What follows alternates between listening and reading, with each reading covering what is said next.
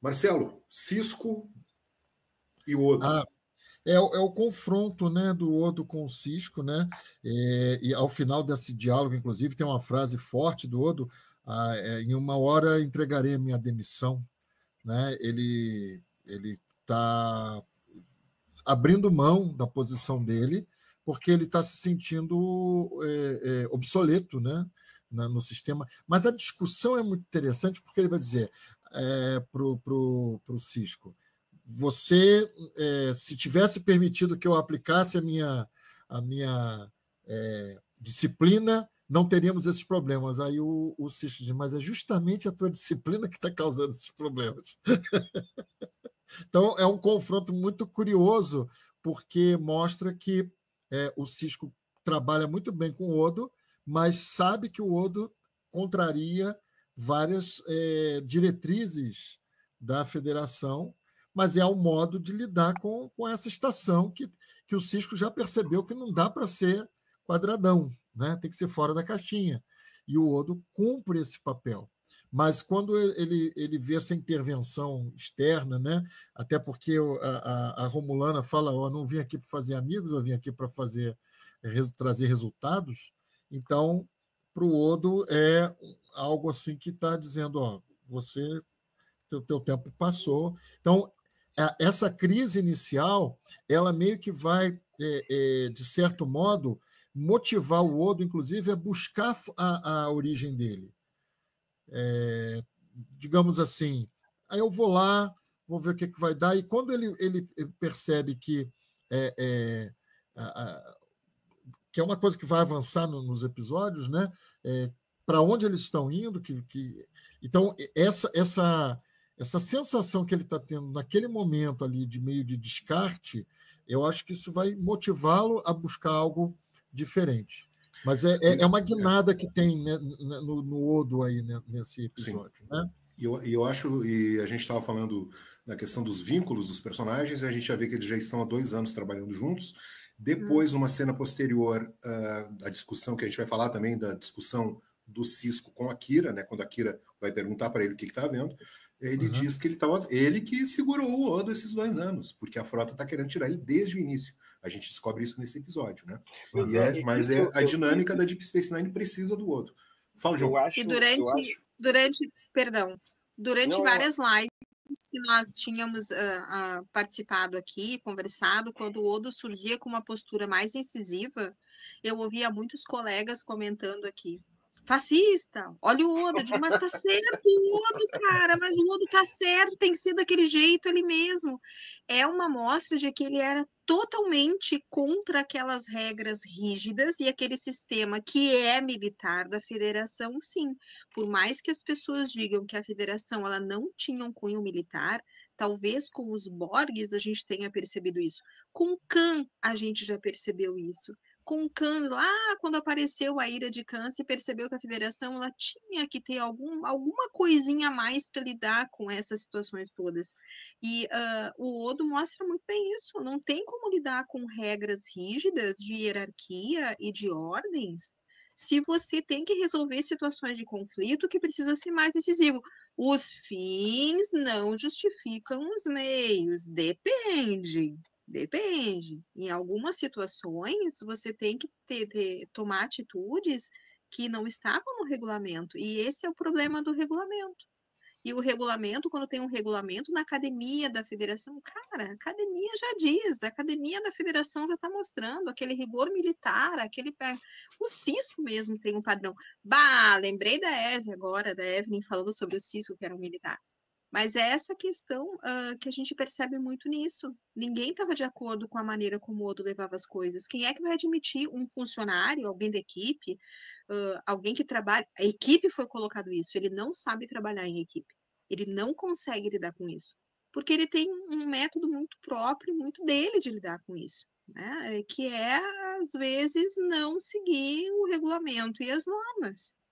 Mas o Cisco, ele segura o Odo porque ele sabe que a dinâmica da Deep Space Nine não é a dinâmica de uma nave estelar. Ele sabe que o homem que tem que estar ali é o Odo. Né? E aí eu passo agora para o John ia falar John, e nessa discussão, o que tu acha? Não tem como a gente ficar de um lado ou do outro. Ambos estão corretos, na minha visão. Né? Porque o Sisko está cumprindo ordens, contrariado, né? E o Odo tem razão em ficar puto. Eu acho interessante, narrativamente é interessante essa luz que eles dão para essa discussão, que é o desconforto do Odo e do Sisko com a federação e com essas regras que o Odo tem quebrado né, nos últimos 2 anos. Acho interessante eles terem abordado isso agora. Eu não me lembro se já abordaram antes, né, essa quebra de regras constante que ele tem. Mas eu acho interessante porque, como esse episódio tem muita tensão, né, esse e a segunda parte, eles são regados assim, de tensão, é interessante que isso também, esse incômodo do Odo com todas essas coisas, né, é uma das forças motrizes aí pro roteiro do episódio funcionar também, né? Muito bem, é isso aí. Eu acho essa cena muito, muito bem realizada, né? Muito bem escrita, muito bem dirigida e atuada. Eu acho que também uma outra questão que a gente pode destacar nesses 2 episódios, que realmente a atuação de todos os atores aqui tá uma coisa deliciosa de assistir, né? Essa cena aqui, gente, assim, ó, eu vou começar a falar, tá? Depois passo para vocês. Pedir que o Kleber comente também. Eu acho muito interessante que o Sisko é apresentado como um personagem que está meio perdido na vida, porque ele perdeu a sua mulher de uma maneira muito trágica e se tornou um pai solo, viúvo, né, que está levando seu filho para ser criado num ambiente que não é um ambiente ideal para se criar uma criança, né, lá nos confins da fronteira, no meio de toda aquela intriga política e tal, da desocupação. Não é uma nave da Federação, né, da frota, é uma estação espacial alienígena.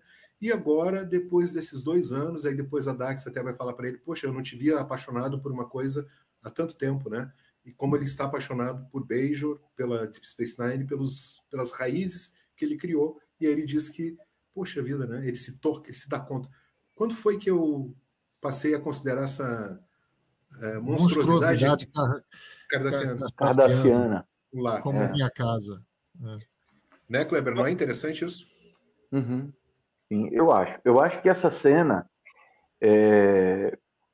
marca um pouco também o modo como a gente vê a série. Né? São 2 temporadas de estranhamento e a ideia é que agora a gente tenha já uma certa familiaridade com o início da temporada. Né? A gente estranha a primeira temporada, a segunda temporada a gente já tem uma familiaridade, né? Já conhece os personagens, mas a série ainda está cheia de arestas. Né? Nessa terceira temporada, as coisas começam a se acertar, né? E com os vários episódios bons que nós tivemos na segunda temporada, a gente já chega para essa com uma certa familiaridade, que eu acho que é a mesma familiaridade do Sisko também, em relação à estação. Né? Quando ele desencaixota as coisas que estavam armazenadas, né, e começa a espalhar isso, e reconhece que ali é o lar dele, né, o Jake também, né, estava doido para voltar para casa para comer aquele prato lá, que não sei como é que chama mais. Dormir na própria cama. Isso, né? A própria, né? Ele já considera como própria, né? E que eu acho que, de certa forma, retrata também essa relação de quem vinha acompanhando a série desde a primeira temporada. A única coisa que eu não gosto nessa cena é por que um indivíduo tem permissão para ter uma máscara, uma relíquia antiga na sua própria casa, né? Um artefato histórico, né? Exatamente, um artefato histórico, cultural, talvez religioso. Deveria estar no museu, né? Vai decorar a sala da casa do cara, né? Então, a máscara Yorubá. Yorubá, exatamente.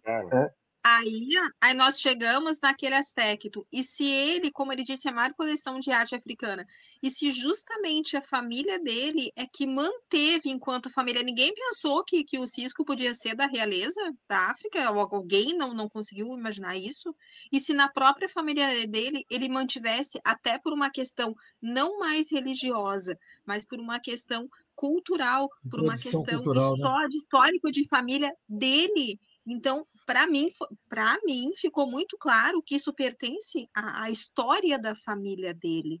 É como essas famílias de Mas realeza que nós ainda vemos e que elas mantêm alguns objetos, alguns quadros, algumas joias que não estão em museu. Alguns colocaram em museu, outros mantêm com eles.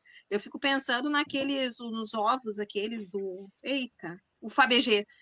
Poxa, Fabio, então a gente fica, né? O Fabergé é um exemplo clássico disso, assim, né? Quantas famílias russas não saíram ali no final do século XIX, início do século XX, e levaram os Fabergés, assim. Claro que não eram deles, era fugindo assim, era de uma guerra, fugindo de um conflito isso. político.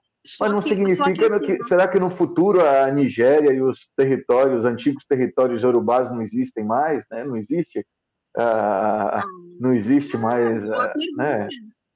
Pois é, porque assim, Boa o modo como pergunta. você coloca isso é como se estivesse extinto, sei lá, uma parte de territórios Mas africanos. tivesse levado o Né? legado, a né? pergunta que eu faço é, Estados por que é que Unidos ele não existe, pode ter Brasil uma existe. máscara? Né? Por que ele não pode ter uma máscara iorubá ali ou uma coleção de máscaras se pertenciam à família dele? E se ele optou por não deixar em família? E se tinha um cunho religioso? Se foi deixado em testamento ou foi deixado de pai para filho? Gente, a gente tem que pensar nos griots, passavam de pai para filho essa história. Ele quer deixar para o História. Jake essa Não, história da não vida dele. artefato, não artefato de 600 Pois anos. é. Isso precisava estar com o povo, ou sei lá, que seja num Isso é museu, em patrimônio, alguma né? É coisa. Né? patrimônio. É patrimônio da humanidade. Exatamente. Não é Mas talvez ele um não tenha bem, todo. não é um réplica, bem né? decorativo, né? Para Pode estar ser uma pendurado numa réplica. parede, né? Mas é que Não pode é ser para uma estar réplica pendurado. também, Não é né? réplica. Não Não é, é ela tem réplica, 2 ele mil tinha anos. muito Ele, cuidado. ele não diz que 2000 anos. Ele não diz Então não é no réplica, momento que é não. uma réplica. Ele diz que é Então não é um réplica, não. artefato, né? Antigo, né? Mas bom, essa é uma questão que passa, né? E se vocês me permitirem só voltar a uma outra questão da primeira cena, né? Da Defiant, eu acho aquela cena muito legal. Primeiro porque eu gosto muito da Defiant, né? Então a cena que aparece, né? Eu acabei passando e não falando nada, mas eu gosto muito dessa cena também, que me lembra muito aquela cena do Chapolin Colorado, né? Eles estão ali, já fizemos várias simulações, a gente perde em todas as batalhas, todos os conflitos, quem poderá nos ajudar? Aí aparece o Cisco, né? Com a Defiant Muito bem bom. na hora. Então, eu acho isso muito legal. Muito Né? bom, muito bom. Bem escondidinho, né? Bem camufladozinho. E eu não sei, eu não havia pensado nessa coisa, nem do tanque de guerra, nem do carro esportivo, né? Eu acho que essas referências todas, eu acho que estão presentes ali. Mas uma coisa que eu logo das primeiras vezes que eu vi a série, que eu vi a Defiant, uma coisa que eu pensei é que ela contrasta muito com as outras naves da série, né? Que apesar de serem naves que alcançam velocidade de dobra, parecem muito lentas, né? Aquelas batalhas da Enterprise contra os Borg, seja com quem for, né? São de uma lentidão danada. Um atira, né? Depois o outro atira, né? Um atira. Com a Defiant é uma coisa diferente, né? Uma nave não só rápida, como provavelmente as outras naves da série também são, né? Mas ela dá uma sensação de velocidade na tela, né? Uma coisa mais como uma coisa mais compacta, mas ao mesmo tempo mais ágil, né? Então eu gosto muito, queria só fazer essa referência aí, porque eu não consegui falar na hora do passou aí a... Muito bem, gente. Eu queria só fazer um rápido adendo na cena do Cisco ali com a máscara em Yorubá. Eu acho muito interessante que essa apreciação dele pelos artefatos de origem africana mostra que a série está entendendo o Cisco como um protagonista. A série tem um protagonista negro E ela tá abraçando a identidade desse cara como um protagonista, né? Ela entende ele como negro. A Deep Space Nine, como vocês já falaram aqui, ela tem esse teor um pouco mais sombrio, mostra uma federação mais corrupta, e eu acho que isso caminha muito com a maneira que a gente enxerga o Sisko, né? Porque o Sisko é um homem negro, e que o negro, na contemporaneidade, ele enfrenta diversos tipos de adversidade. Então, ele enxerga o lado ruim da burocracia, né? E eu acho que essa federação ser mais corrupta, a gente vê as coisas sendo burocráticas de uma maneira negativa ali dentro, é uma visão, seria como a visão de um protagonista negro, vendo como é que a burocracia funciona para te prejudicar, né? Então, não é aquele negócio heróico, né, que se tinha com William Shatner, um negócio, a federação como topo, a utopia, né, master do mundo. Até o episódio que a gente vai discutir mais para frente, das revoltas Bell, é muito isso, né? Tem muito essa pegada de como que seria um protagonista negro e como que a série abraça isso e define, de fato, ó, o protagonista é negro, ele se orgulha disso, né? E a identidade dele é essa. Então, eu queria trazer quase como uma resistência, né, John? Ele é quase como um grito de resistência ali da cultura, de não deixar se apagar e dizer todos são iguais. Porque e aí não, perfeita essa colocação do João, porque daí sempre quando se vem assim com essas antiguidades, né, se refere na ficção, a gente sempre vai ver o que uma escultura grega, né, um quadro renascentista, e aqui não, aqui é um homem negro, protagonista negro da série, trazendo a sua própria cultura, a sua própria história através de uma máscara iorubá. É muito legal isso da série mesmo. E outra coisa, ainda na palavra protagonista, que daí o Kleber também trouxe um ponto que eu achei muito interessante, que foi dizer que agora a gente já está se ambientando, né? A Deep Space Nine já está se tornando a nossa casa, ou seja, se o protagonista já está se sentindo em casa, evidentemente que quem assiste a série também já começa a se sentir em casa, né? Então tem esse papel também.